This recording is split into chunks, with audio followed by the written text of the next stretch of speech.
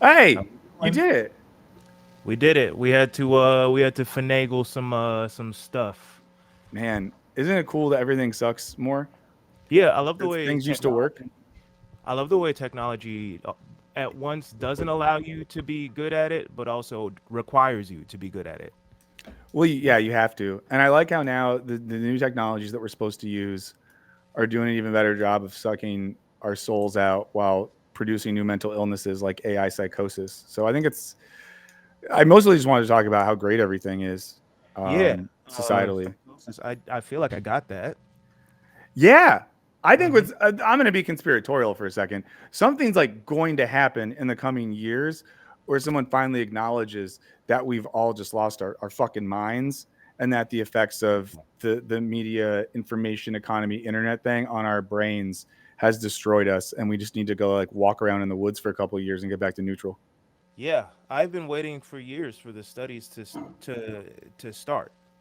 It feels like they should have started a long time ago, but like I I look forward to the day that that millennials get used as sort of a test case for like what could have been, you know? Yeah. Because there was a time in my life where I didn't have the internet and I didn't really know what it was, and No.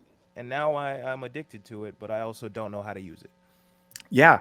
And I'll say this, then I'll be more formal. Um, I had the experience recently where I did something that's not radical, that's so basic. I took a walk and I left my phone at home and I didn't have headphones with me. And I just walked around for like 6 hours and my brain felt different at the end of it. Like I legitimately felt like my neurons were operating in a different way because I had not looked at a screen for hours. I did not have information and content pumped into my ears. And I just kind of like looked at shit and interacted with humans. Wait, what are you talking about? I'm talking about Like disconnecting from the internet. from phone? Yeah, yeah. I literally spent I just literally basic as this shit. I spent like 6 or 7 hours without a phone walking around a city and my brain felt different. But like how did you check your emails and Well, I mean, I went to the library every 15 minutes, found internet cafes. Yeah, I know I'm blowing your mind. I'm blowing a lot of minds right here. I don't remember what that is. I It's don't know. terrible. Yeah, I know. Yeah, that sounds really bad. It That was sounds like it was really bad. I missed out so many professional opportunities because the one thing is you have to constantly check your phone because there's going to be a good opportunity yeah, right. that shows Yeah, up. of course.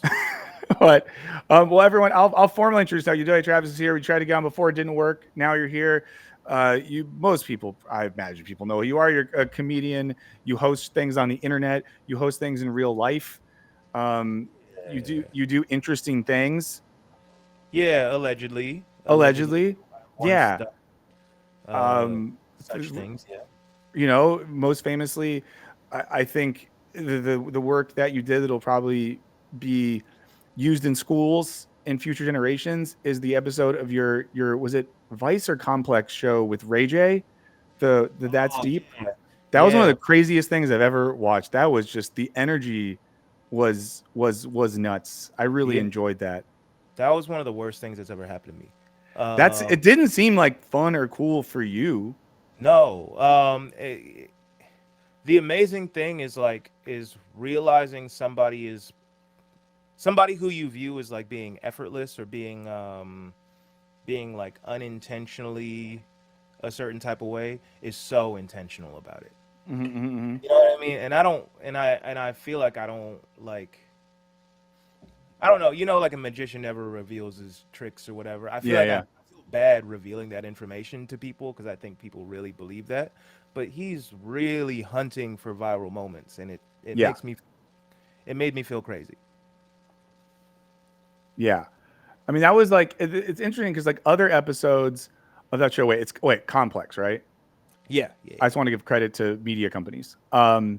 Yes, Like of course, they deserve it. the And the other episodes of that show were cool because it was like it's a lot of people who I think many of us might already like or think are interesting or weird in fun ways, and then we just got to like see them do that and see people react to the sort of questions you were asking. But yeah, the Ray J thing felt like it totally broke the form. Like if someone watched the Earl episode or the Zach Fox episode and went to that. It's a whole different journey. But so thank you for sacrificing part of yourself You to put know, that out there.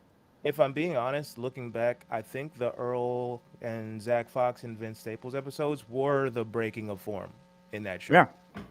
because like they that quality was not consistent enough to Mm. be to call a pattern. Yeah.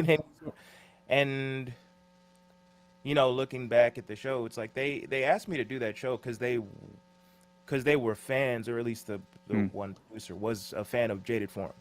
Hell yeah. Um, and so looking at how it went behind the scenes, I'm like, okay, so you guys didn't watch the show. You guys liked the aesthetic of it, but you guys didn't like the show.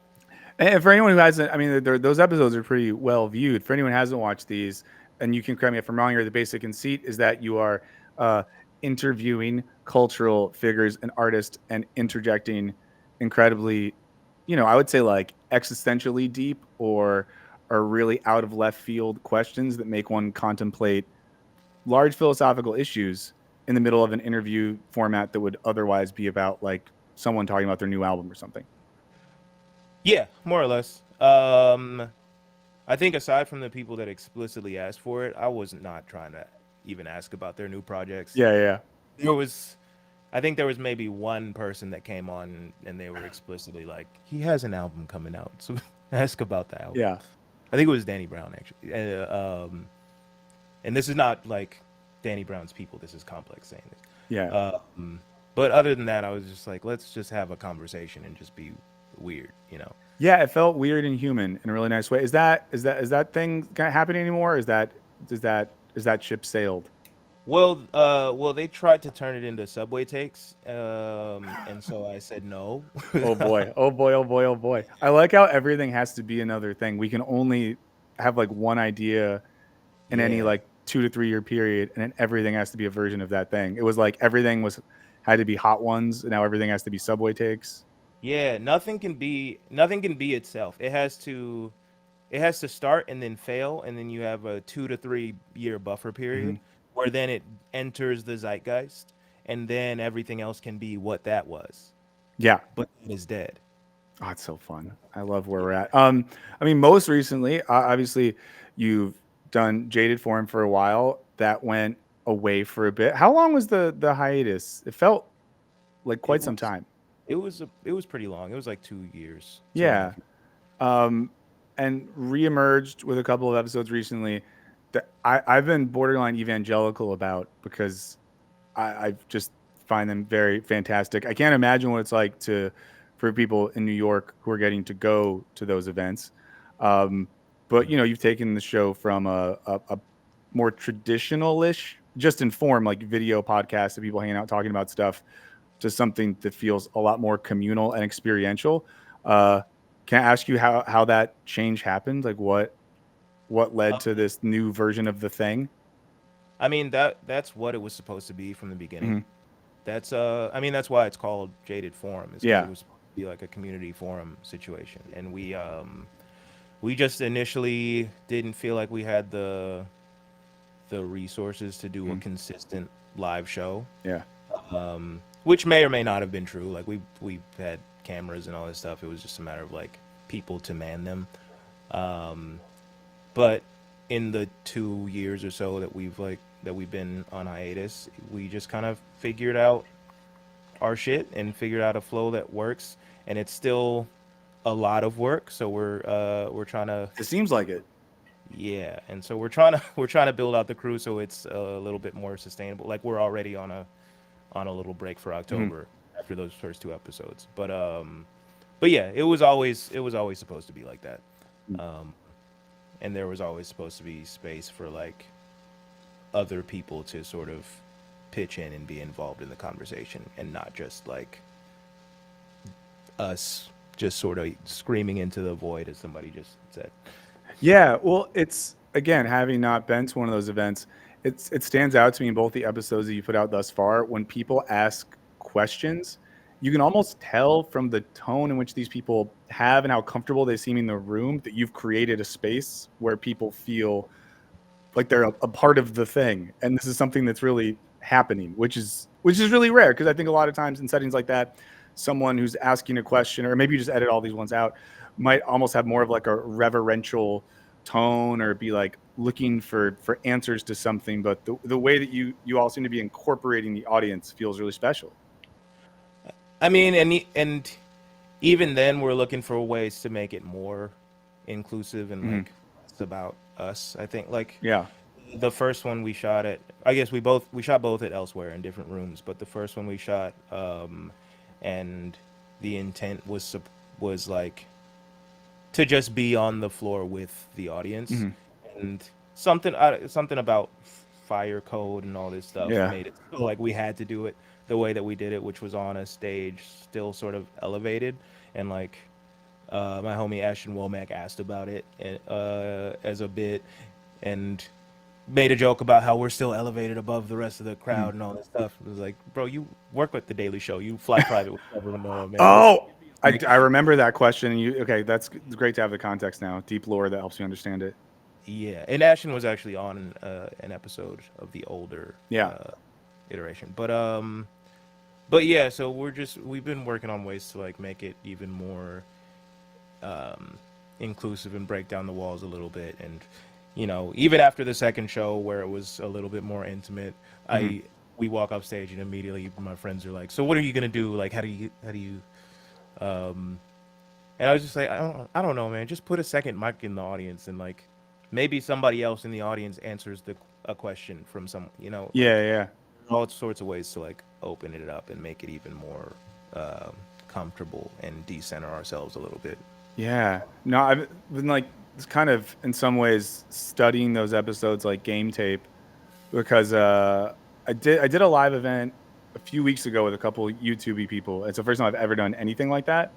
And we had like 200 people come out in San Francisco, which felt insane. Yeah. And the goal of it was to try to create some space, a sense of community that was like disconnected from internet brain. Mm-hmm. And it was a couple other YouTubers, someone named Dr. Fatima and CJ the X. And the goal is like let's be like real people and try to talk about things that engage with how people are living their lives. And we had like a discussion part, and it went okay for a first thing, but I think there's still that sense of we're planning some more events soon, thinking about how do you make something feel truly as communal as it can get. Because, like you said, it feels like there's always going to be a level of hierarchy Yeah. when people are coming to see certain people speak, or like obviously for you guys, people like you a lot, and then you have guests who are very popular. People are going to be excited about that, but like at your events, I know the first one was Zach Fox, right? He DJ'd afterwards. Yeah. Is there always, are you like working in kind of social components to all these things? I mean, social as in like I guess like a communal hangout element, because a lot of times a more traditional, whether it's a conversation thing or a comedy show, is like you show up, you wait, you sit, the people say things, you leave. yeah. I mean, it was always supposed to be one a community forum and then two a party. Hmm. So there Hmm. was always supposed to be that element. And now I think as we've sort of we've done that, and we had Sheck Dash DJ after the Navy Blue episode, but Hmm. it was not quite as like wall to wall packed to like Hmm. justify it on YouTube, but like Yeah, yeah, um, but yeah, it was supposed to have that element, and now we're sort of uh, coming up with new versions of what that could look like. Whether it always needs to be a DJ or it can yeah. be a live band or some other kind of performance. But just yeah, there's supposed to be sort of that community element. Yeah. And why is that important for you guys to do the party things? I think sometimes one might think of a more humanistic political discussion space as having an air of seriousness and introspection and stuff like that. So why was it important for you all to make it fun, or sort of have like a joyful party element overlap directly with the kind of discussions you're having? I mean, because communism's fucking boring, and like we don't. I certainly don't even like to openly. identify or use the word communist or Yeah. socialist, anything like that, because of the baggage attached to it, Yeah. and have like I don't want to sit here and have um to like justif- justify like the history of like Stalin and all this shit and like Pol Pot just to like convince you to fucking do mutual aid or whatever. I don't. Yeah. I think that's. I think that's fucking stupid. I think having to like answer for the crimes of a thing that has nothing to do with what we're trying to do doesn't make sense. Um, and I think like at the bottom line of all of this stuff is that it's supposed to be a human thing, and that's what humans do is dance and sing and make music and party, and like we've somehow let the like um we've let the idea of what this thing looks like guide us guide us into the future, if that makes sense, Mm-hmm. and guide our actions, um as though we're just supposed to like redo everything that happened in the past, as opposed to like coming up with new ideas and like learning from those things. And Yeah. Well, I want to yeah, follow up on that, what you just said. I will say first that um, the vibe of sort of the seriousness of the communist socialist world is so real. And when I was younger and dumber and would go to more like academic or sort of like political organizing conferences, the thing that shocked me is how serious and boring it was. And you'd always have to like find for lack of a better term, like fun people and sneak out when everyone wanted to go to like the room where you maybe like just drank and yelled at each other to figure yeah, out if you could go like dance or do something fun. One of the most important environments of my life is I was very lucky when I was in grad school. I was in a small, weird town in Scotland with a lot of music and art and a lot of people who cared just as much about partying and like organizing a warehouse party as they did reading Marx or Foucault or whatever, which is really great. Um, and yeah, I think in some of those circles, some of those settings, and a lot of the online political discourse stuff, there's a level of like passive dehumanization because in prioritizing thinking about things in a particular way or prioritizing ideological purity, it feels to me like it pulls people away from the more like visceral and human side of hmm, life, which is, I mean, if we're trying to build I'm going to use the word communism in a very broad sense here. If we're trying to build something like that, we're trying to build a space where like we shouldn't. And there's a Marx quote or an Engels quote about this somewhere, where the goal is to like not have to talk about politics. The goal is to live a life where we're not thinking about politics constantly because we're able to be human. And it's like sometimes the worry feels like, are we going to dehumanize ourselves in the process of trying to create a more human world? right. And it's and I think that's like touching on the subject of like social reproduction, Yeah. is which capitalism does very well, in the sense of like they have a they have all of these systems in place where like all of our entertainment systems and all of our commercial systems, all of our just everything that's in play, um, that we look at serves to reinforce capitalism in a way, Mm. um, and we don't have that, um, in the other direction. And it's Mm-hmm. this sort of, people tend to think of it as just economics, and also get wrapped up in this like the version of communism that was sort of, that's sort of dictated by the same stuff that capitalism is dictated, and we get wrapped up in like trying to convince capitalists that we can do things in the same just as well as they do it, Mm-hmm. Mm-hmm. which I think is a fundamental break from what we're trying to build in the first place. Like I'm not trying to turn myself into an automaton and produce just as much as capitalism produces, when like the one of the foundational things is that we're not supposed to fucking produce this much. We're you know we're just it's like I think a good analogy is like trying to produce electric cars at the same rate that they produce, fossil fuel cars. Is like, Mm-hmm. you know you're you're not taking into account how many resources you're destroying to make the amount of cars that you would have to make to replace um every gas vehicle. You Well, know, yeah. I mean, I was thinking about it earlier. I'm rereading. If you read the book, I just have it with me now. How to Do Nothing. I have not read that For book. you dig it. By this artist Jenny Odell, and it's about how to do nothing. But part of it, she talks about like the how so many types of tapping out of society or like digital detoxes and all these things we have in modern culture that operate under the guise of abstracting or removing themselves from capitalism Yeah, still fuel the idea of productivity. So the end goal of everything is how can this eventually make us more productive? And I think the depth that that goes, that like yeah, productivity is always at the end of what we do, but you never hear discussions about like how to be more creative. How can we make right. ourselves more empathetic? How can we make ourselves more communal? And I think you're absolutely right that seeps into, attempts at whether it's politics or of course like in the arts where people who have good views and want a different world are still operating under those models and sometimes unquestioningly so. Yeah, exactly. And it's like there's a depth to the sort of unity of these things that people just never really want to dig into. Like, Yeah. I mean, you mentioned Zoran earlier and the fact that he's sort Mm. of a, a good alternative within the capitalist structure. Yeah.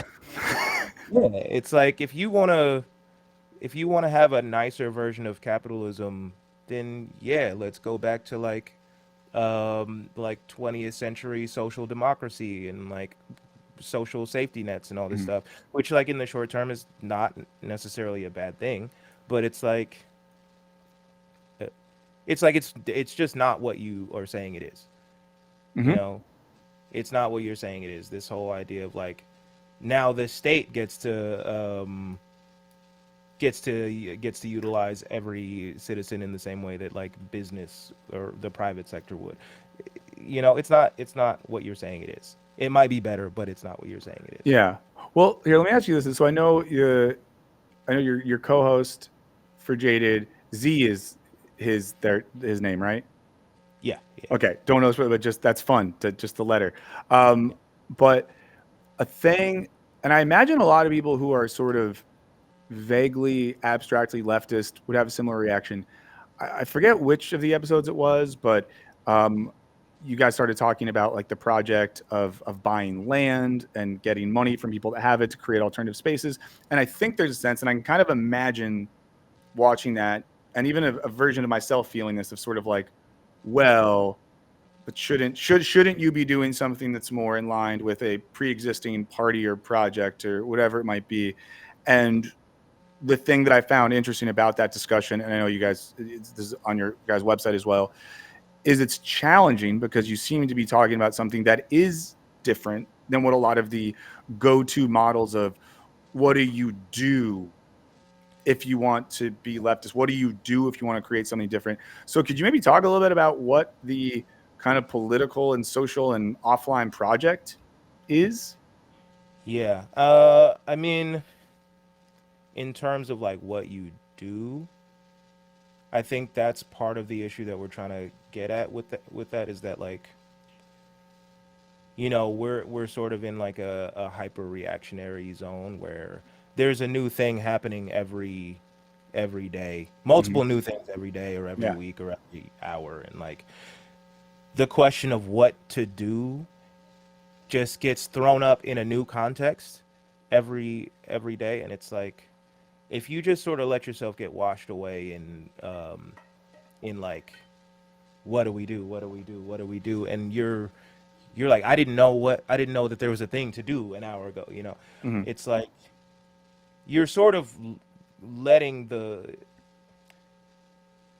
you're sort of letting the ebbs and flows of capitalism determine your response to it, if that makes sense. Mm-hmm. And I think it was Emmanuel Wallerstein had a great book called Historical Capitalism, where he sort of talks about how even the quote unquote communist state model was sort of predictable and beneficial to capitalism in the sense that it is a response to predictable capitalist things, Mm-hmm. capitalist actions. And so, if you're just constantly letting your actions be determined by things that happen to you, as opposed to like taking a second and saying, what do we actually need?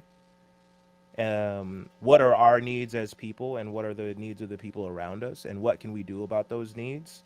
Um, Whether we do or don't respond to like the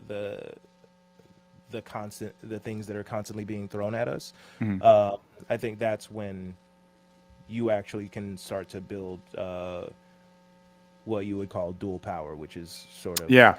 the idea of just building alternative structures, where the intent is, as capitalism or the world system collapses, what is going to be in its place. Yeah. Um, Well, I'll put this in the chat as we're talking about it, but um, and I know that I don't know the exact organizational structure, but I know the sort of umbrella thing that seems to contain Jaded is 400 million, yeah. and you all have a manifesto about what some of the goals are, which seems to overlap with what you're talking about now. So I wonder if you could talk a little bit, particularly about what 400 million is doing, how you're doing it, how you're thinking about it. Because again, it's interesting, and like reading this is very different than a lot of, I would say, more stereotypically leftist stuff. That it's like a rearticulation of a certain form of Marxist Leninism or whatever. This feels a lot more creative and a lot more contemporary. So would love to hear you talk about that. I mean, yeah. So 400 million as an entity, it's kind of just it's a few things. It's a production company, Mhm. um, that was created with the goal of like creating alternative systems of Mhm. like,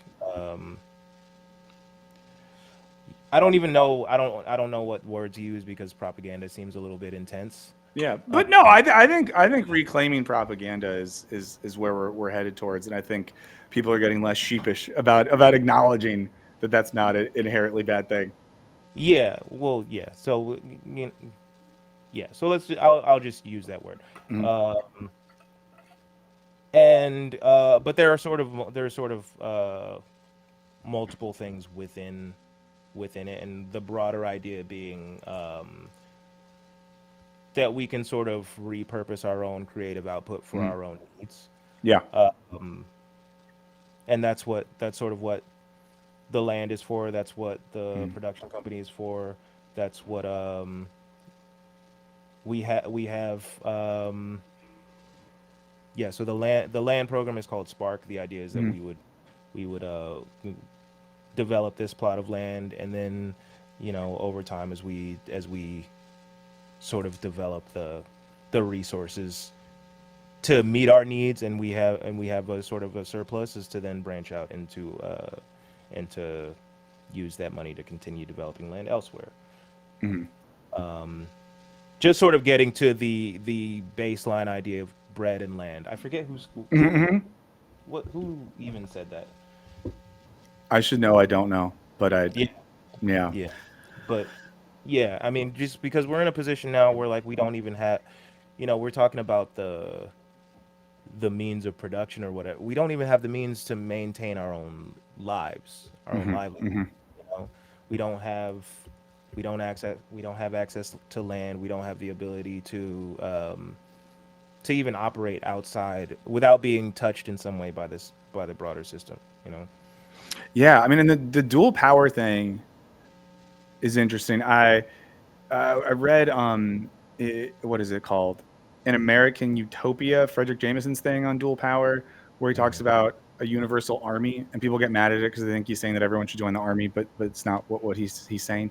Um, but I think it's an idea that like stands or sort of like is an interesting challenge to a lot of what the last 10 years of more mainstream socialism leftism have been, which has been pretty steadily in an electoral model where we get Mhm. really excited about electing figures to, and I mean this in like not a shitty way, to make things a little less bad. Like we talk about Zoran in New York, like obviously it would be less bad if there are free buses and if there are rent controls, but that is not going to fundamentally challenge or undermine the system in which we live.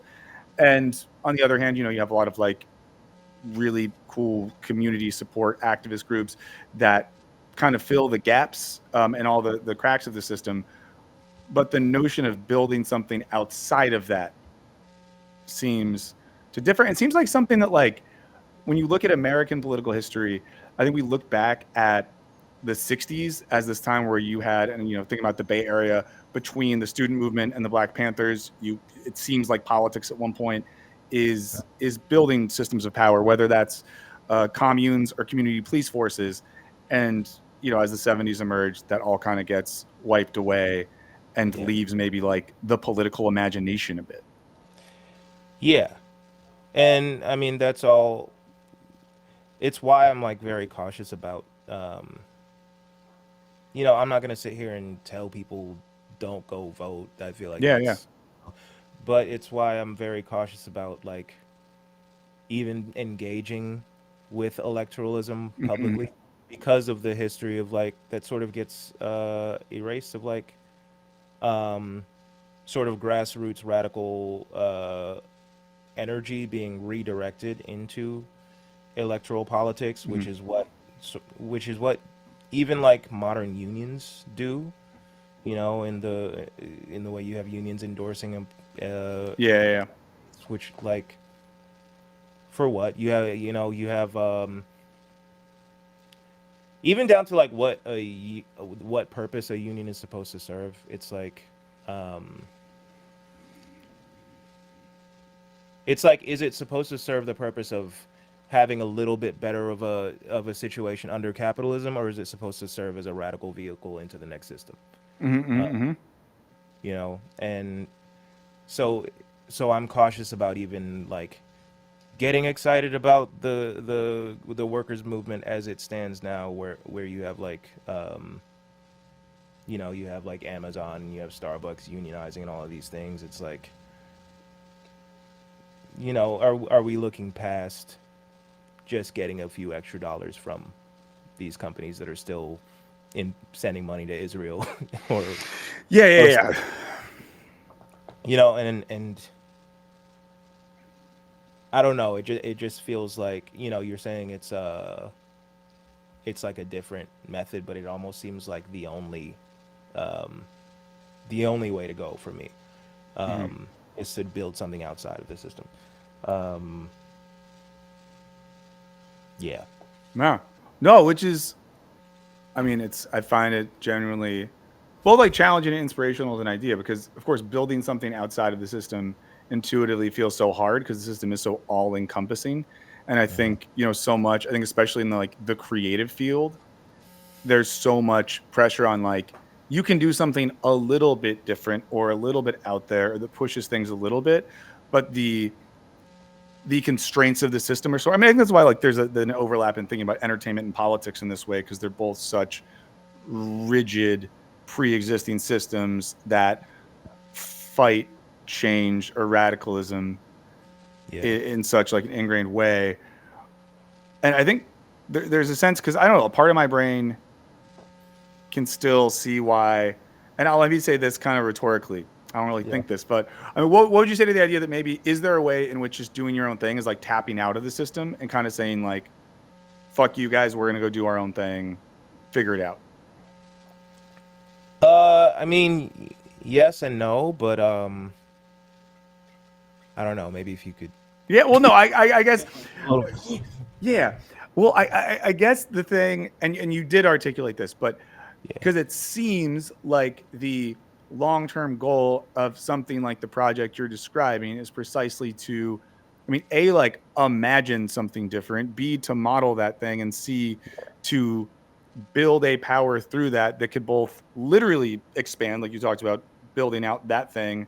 But it seems to me there's also this like ideological purpose or propaganda thing of showing people like, no, you can do this shit too.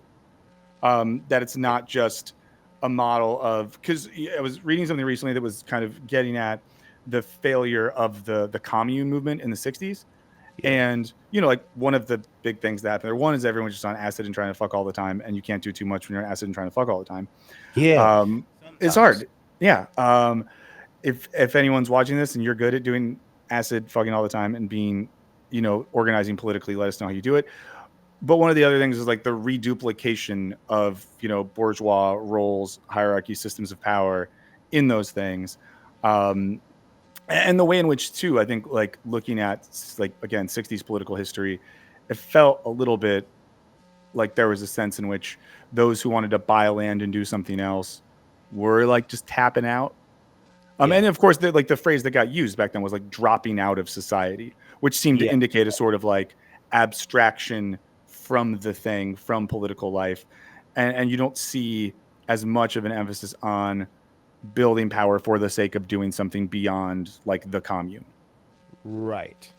Right. Yeah. And it's sort of a multifaceted thing because like the point kind of is to leave this behind, you know? Yeah, yeah. Say like this doesn't work. What we're doing right now is not working for us or even for the people that think they benefit from it. You know, like I can't imagine um I can't imagine living in a world where everybody wants me dead, you know? Like I can't imagine being a billionaire and saying like and thinking like, "Oh, I need to build underground bunkers or I So need to build crazy. whatever the ballroom in the White House is for." um so because they're actively out trying to kill us. You know, like Paulo Freire said that like that this shit dehumanize like oppression dehumanizes both Mhm. the oppressed and the oppressor. And so, you know, to say like and obviously this is a semantic thing because there are people who just go in the woods and don't and disengage from society Mhm. entirely, but like the point is to reject something that doesn't work, you know, and to say we can do better, and we have done better, you know.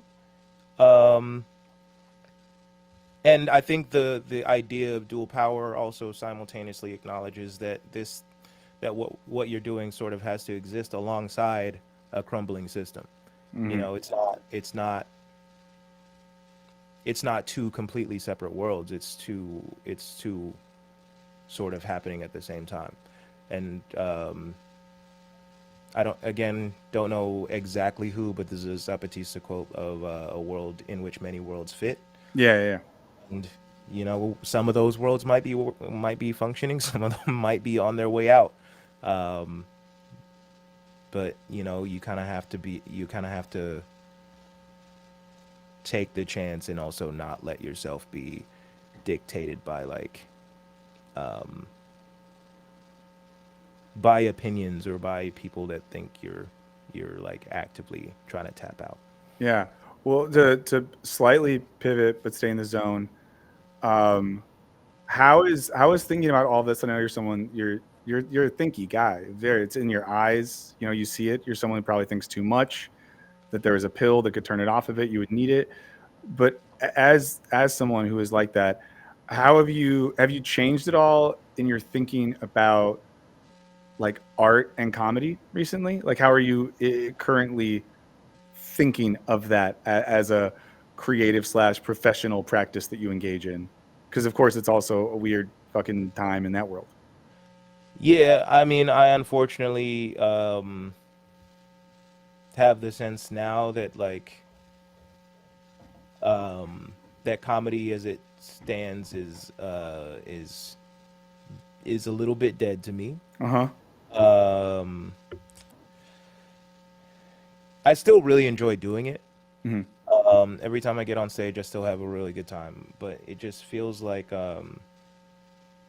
you know, is when it you know, you mentioned thinking too much. I'm like, I think about the fact that capitalism was born out of, or that communism or comedy.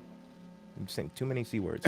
Uh, that comedy was born out of, you know, like the death of vaudeville because vaudeville was too expensive, and it sort of feels like it's been dictated in many ways by the the rise and fall of capital. You Hmm. know, you get these comedy booms like in the 80s, like coincidentally as the workers movement has died, like you get this huge rise in comedy. You know, you get another comedy boom around like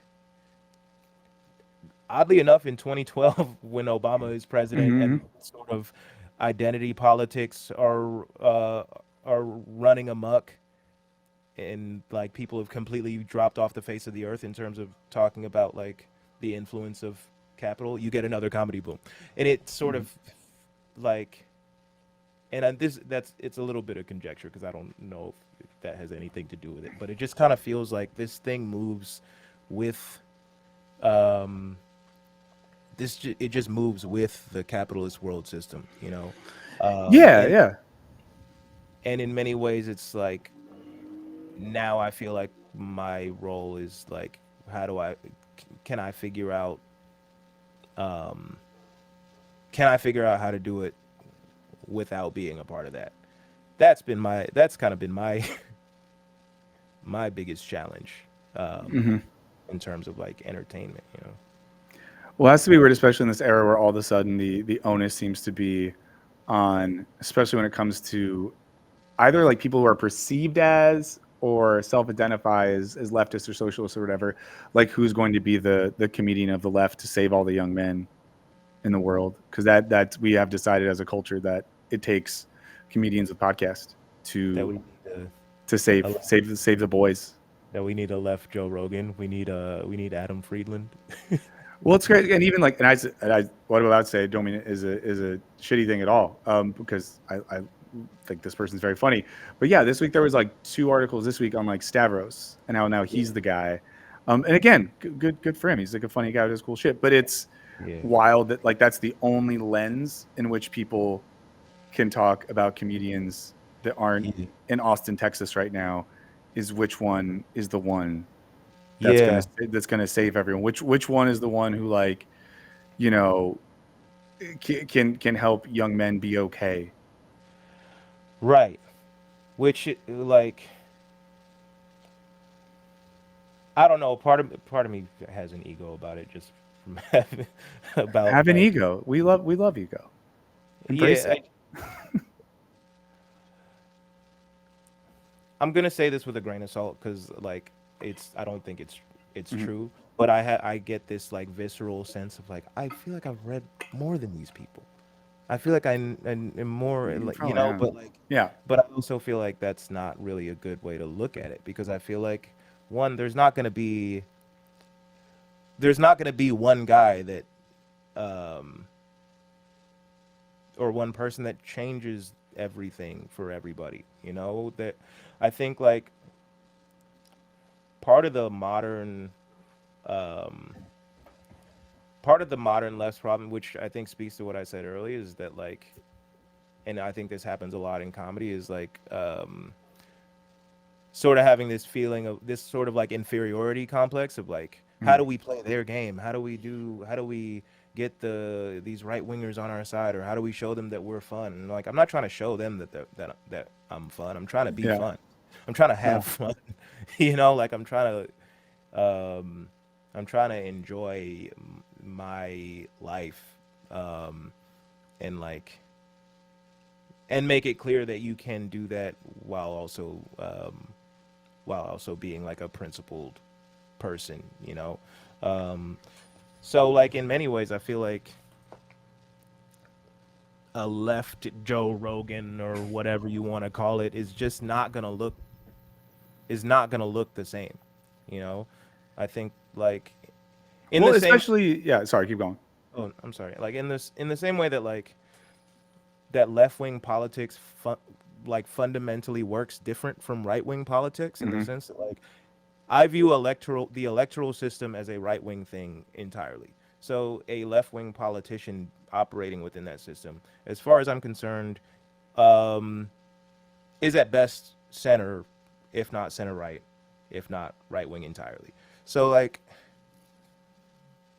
I think like to say, you know, you imagine like a leftist comic moving to Austin and like trying to get past at the mothership and playing all the games, kissing the Rogan ring and all this stuff. You're fundamentally you're the same thing.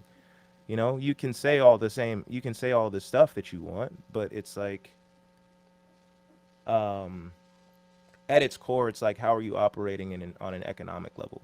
You know, and I think that's like the piece that gets ignored is like, and I am guilty of it too. And like I Oh try to yeah. film stand up with like, this is what I believe, and this Mhm. is what I think is important. But like ultimately, it doesn't. Like Zach said in the first episode, like you can rap like Miles and still like do all the like leftist stuff Well, behind the yeah, I scenes. think if people haven't watched it, especially in the first episode, the way I feel like you and Zach in particular are talking about like the overlap between comedy, politics, music, and doesn't he say at one point something like there's a lot of funny comedy and there's lots of people that make really good points and aren't Yeah, funny. yeah, Um, and I think that idea that you can that one doesn't necessarily have to be like didactic, because I feel like sometimes that's when people think of let's call it like left wing comedy or left wing music or whatever. They just they expect it to be someone who's didactically using that platform to like say the right stuff, yeah, like a joke or a song lyric that somehow espouses, a Marxist theoretical view rather than music or comedy or art that reflects something real about humanity made by a person who is also politically thoughtful, but whose job it is not to be your political economy professor. right. And like when you talk about um, I brought up social reproduction earlier. This is Yeah. part of what I was gonna wanted to get at is that like right wing comedy has the benefit of everyone existing in the world that they want Mm-hmm. to see. We already have a world where immigrants are getting deported. We already have a world where there are these borders and nationalism sort of trapping us in these identities that don't actually have a biological basis. And we already live in a world where, uh, we're like, there's no social safety net and all this stuff. There's no entitlements, quote unquote. And so, like, you don't have to stand up on stage and justify it. You can just go up and say nothing of substance. And by nature of not challenging the system, you're reinforcing it. And so now people that want a different system and also sort of want to uh, be artists have the role of, well, I have to say something or I have to do something, uh, or else I am reinforcing this thing that I fundamentally don't want to exist. And so you're sort of stuck in this situation where like if if an ideal world existed, I would just be like a silly little guy. Yeah. I would just be like like I wanted to be like a physical comedian like Jim Carrey when I was a kid. I could just be on stage like saying nothing and just being. I mean, he told jokes or whatever, but like I could just be like this like zany Looney Tune guy that I kind of want to be. But like you know, every comedian to me that sort of just acts as though nothing is going on, they have this like I still find them funny, Yeah. but they do have this like they leave this bad taste in my mouth of just like, oh, you didn't see any of that shit. Mm-hmm. You don't see any of this shit going on outside. Oh, like okay. Well, yeah, it does feel weird at this point, and I think that like with the social reproduction thing as well, it gets at that distinction between the goal. Just to rearticulate what you were saying in a different way, the goal is not to, whether in entertainment or politics, to just become the one in charge of the system as it currently exists, but now you get to use your cultural or aesthetic signifiers in that world. Yeah, It's to undermine the economic conditions of that thing more yeah, generally, which again, creates a world then where I don't think the goal for anyone is every comedy club is socialist comedy. It's where our identities don't have to be fundamentally political, so you can be a silly little guy. yeah, We just yeah, want more silly little guys in this world. yeah, yeah. We need art that's not determined by like economic conditions. Yeah. Like I know a lot of people that are doing certain kinds of comedy just because it's more profitable. Hmm. Which to me it's like that's as right wing as like what I want to do is left wing. It's like I I don't know. I've told certain types of jokes because I know that that's what they want to see on like a late night Yeah. show, or I'm letting other people determine what I make because I think it's more economically beneficial for me. I feel like that's playing into the system of capitalism, and I constantly think about how creative I could be if there was no sort of social or economic determinant in front of my artistic output. Well, yeah, and it's I mean, that issue, I mean, there's the quote. I think it's like John Cleese or something. Not that he's the most radical dude ever. It's like the formula for comedy, and it's like five parts of the recipe, and two of them are time. And the idea, or maybe it's even just like formula of creativity. But the whole thing is like if we want people to be creative, and I think about that like artistically, politically, humanistically, like you need time to do stuff and imagine stuff and think about stuff. And so Yeah. much of the way the system is currently produced is to make all time not free but productive or potentially productive, so we never get to step back and think about shit in a way that could lead to anything else. Yeah. Yeah, the way like TikTok operates and the way I see like friends of mine that are on TikTok operating where they're like, you gotta post 3 times a day, man. You Mhm. gotta drop 3 a day, and one of them might hit. One of them might be the one. I'm like, bro, like I haven't been able to write anything for almost a year. Since I taped a special in Mhm. February. I have not dropped it yet, and I just have not been able to write, and I feel like that's fine. It doesn't Yeah. feel good for me personally, but like I Yeah. think it's fine. I should be able to like have that space and like you know I don't know if I think an artist like D'Angelo, rest in peace, should Yeah. be able to exist as he Yeah. existed. I mean, You know, what, three studio albums in his three, career?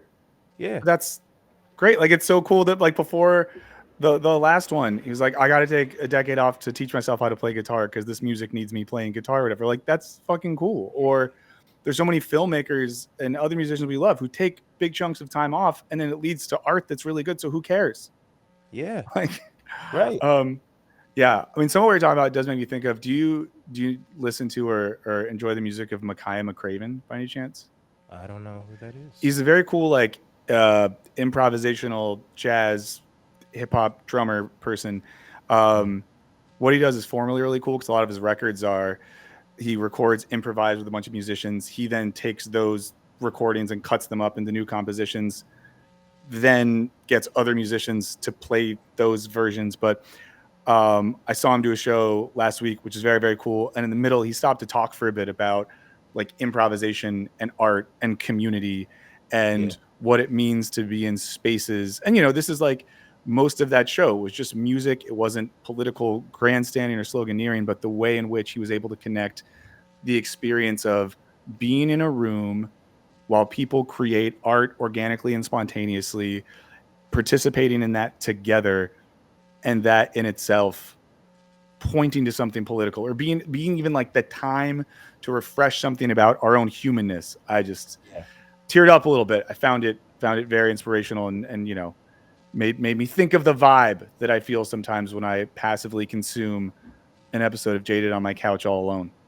Yeah. And I mentioned in the episode with Zach is like a lot of my, I mean, I play bass also, and Yes. like a lot of my time in the past couple years has been spent in jam spaces, which It's is so like good. really It makes me so informed. happy to hear that.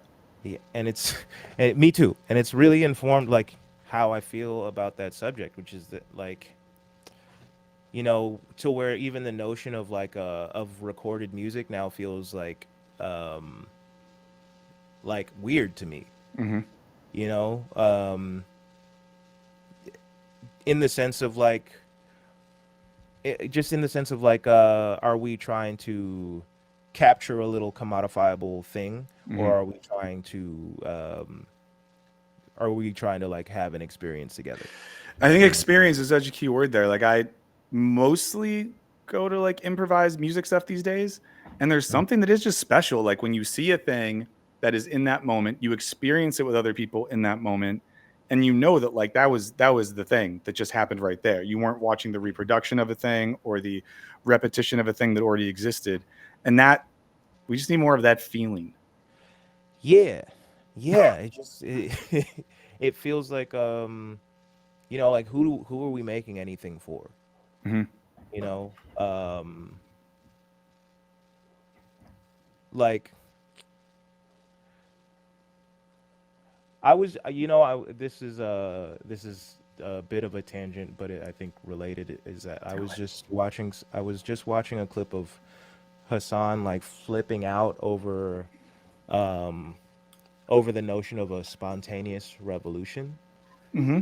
like and saying like um using it as like a way to like justify uh like caping for the Democratic Party basically, Uh-huh. and sort of being like you're being childish if you're trying to reject the system that's in front of you, uh, in favor of like a spontaneous revolution. And like I think what we have forgotten as a society, and language evolves, Mm-hmm. sure, language evolves. That's not, I'm not against that, but I think what we've forgotten is the fact that the root of the word spontaneous is not random or sudden or out of nowhere. It's of your own will.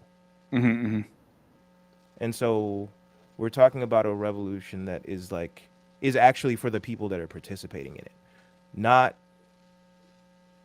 not just like out of nowhere, not just like you see a moment and you're being an opportunist and you just like catch and ride the wave. It's like, it's actually directed from within, and it's for you, and I think art and uh, I think art works the same way, is that we like spontaneous art. And I think improvised music, jazz Mm-hmm.